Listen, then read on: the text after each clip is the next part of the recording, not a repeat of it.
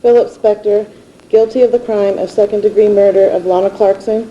Murders committed by the absurdly rich. Does being a wealthy person give you the authority to take someone's life, or is it the belief in that power, knowing that even if you do, you can evade justice by throwing a few dollars at the judiciary system? But in the end, it doesn't matter how wealthy the criminal is, justice will always catch up with them, either today or tomorrow. In this video, we'll uncover the stories of 5 such absurdly rich people who thought they wouldn't face the consequences of killing someone. 1. Nathan Leopold and Richard Loeb. In 1924, Chicago was shocked by the crime that shook the whole city. To send chills down your spine, the case was also called Crime of the Century. It wasn't the typical scene of criminals or thugs causing violence, but this time the criminals wore suits and ties, and they were intelligent, wealthy, and sharper than many. 19-year-old Nathan Leopold and 18-year-old Richard Loeb got caught by their wicked desire. Not only did they want dominance in academics, but it was beyond that. They now needed dominance over life and death. For that, they started on a journey that shattered the image of Chicago. Their motive was simple. They just wanted to commit the perfect and untraceable crime because they thought their intelligence was above any law. For that, they made a 14-year-old Bobby Franks their target. Bobby was a distant relative of Loeb. Both Nathan and Loeb convinced Bobby to sit in the car for a ride, and that poor boy trusted them. But not long afterwards, Bobby's trust shattered when he was attacked by a chisel. His cries were silenced permanently in one blow. However, their arrogance wouldn't let them stop there. They faked an abduction and sent a ransom letter to Bobby's well-known family, which reflected their audacity. This complex plan, intended to demonstrate their supposed genius, started to fall apart as soon as the message was traced. It was found to be linked to Leopold's typewriter. This one mistake turned into the thread that broke through the whole plan. Both were taken into police custody where they confessed their crimes. Things just didn't stop here. This case ignited the public outrage demanding the death penalty. Now the case became a national spectacle. Everybody was curious to know the final verdict. And that's when attorney Clarence Darrow made an entry and argued to let the judge decide the fate of the boys, not the public. In the end, after listening to the powerful arguments of Darrow, the judge announced his verdict and gave them life sentences. 2. Phil Spector. In this case, the two main characters are Phil Spector and Lana Clarkson. Spector was a mastermind behind timeless tunes like Be My Baby and You've Lost That Loving Feeling, renowned for his unusual and sometimes dictatorial ways in the studio. On the other hand, Clarkson, formerly a rising star in Hollywood, was serving as a nightclub hostess, facing an unclear future as she struggled to earn money to fulfill her needs. Title of Court and Cause. We, the jury, in the above entitled action, find the defendant, Phillip Spector, guilty of the crime of second-degree murder of Lana Clarkson. In 2003, in Los Angeles, California, Spector and Clarkson met each other in a nightclub. Spector then took her to his mansion, where things suddenly took a dark turn. A gunshot was heard from inside the mansion, and the next morning, Clarkson was found dead. The actual reason for shooting Clarkson remains unclear, as Spector kept changing his confession. Initially, he claimed it was accidental, but later accused Clarkson of committing suicide. However, the police didn't believe this, as there was no suicide note found at the crime scene.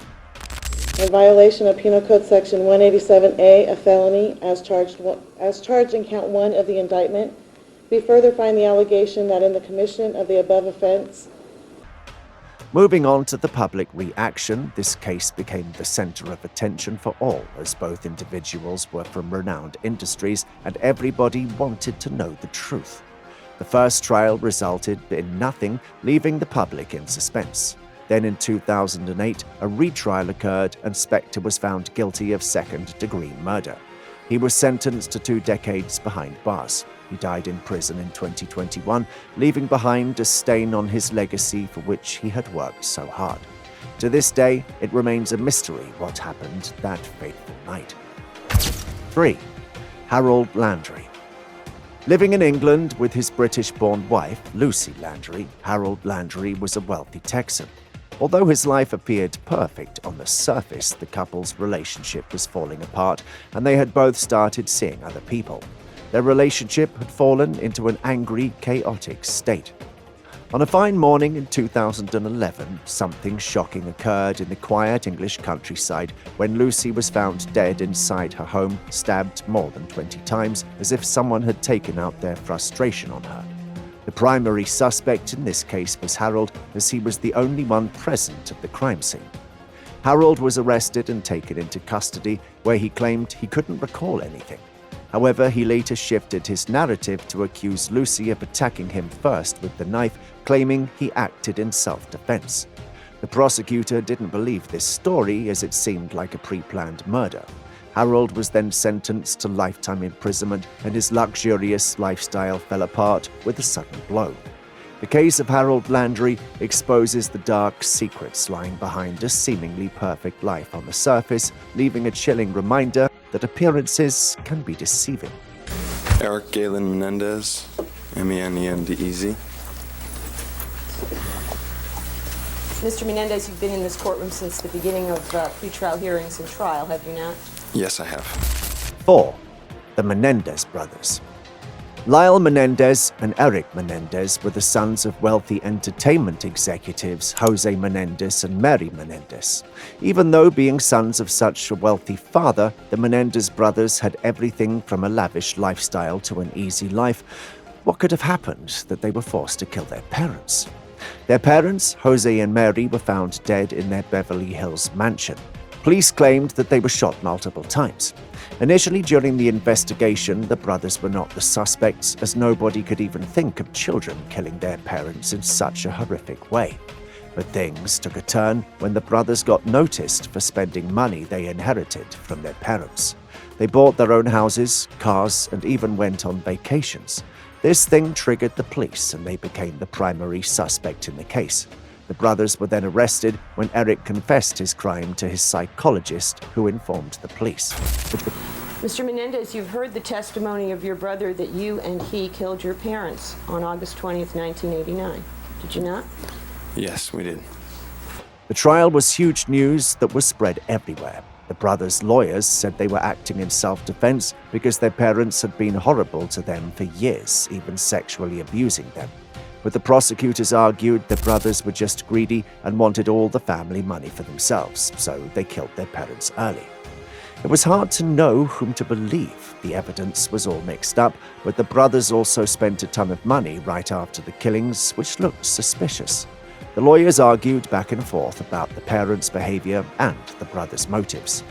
In the end, the jury didn't believe the self-defense story. Lyle and Erik Menendez were found guilty of the worst kind of murder and sentenced to life in prison with no chance of ever getting out. 5. Issei Sagawa. In 1981, a crime unlike any other shocked the world. Issei Sagawa, a Japanese student studying in Paris, became known as the Kobe cannibal for a horrifying act. Sagawa came from a wealthy family and was considered intelligent. However, he reportedly had disturbing fantasies about cannibalism for some time. His manifestation of cannibalism came into life when he befriended a fellow student, Renee Hartfeld. From Sagawa's point of view, this was the best opportunity to fulfill his obsession, so he did what he had told himself. He shot her, sexually assaulted her, and began to even eat her body. When the body started smelling, he collected all the body pieces in a suitcase and went to dispose of it. But during this process, he got caught and was then arrested. After being apprehended, Sagawa confessed to the murder. French courts found him unable to stand trial because of doubts regarding his mental condition, and he was ordered to return to Japan. After examining Sagawa, the Japanese government concluded that he was not a risk to society but was mentally unstable. He was not prosecuted in Japan because of legal troubles and lacking French evidence. This verdict created outrage in public, as many thought he was escaping from punishment by committing such a heinous act. On the other hand, Sagawa profited from this incident as he began to write books and give interviews about this incident later on. He passed away in 2022. And with that, we wrap up today's video. If you enjoyed what you watched, don't forget to watch our next video, where we'll be covering another 5 murders committed by the absurdly rich, and those cases are extremely rare.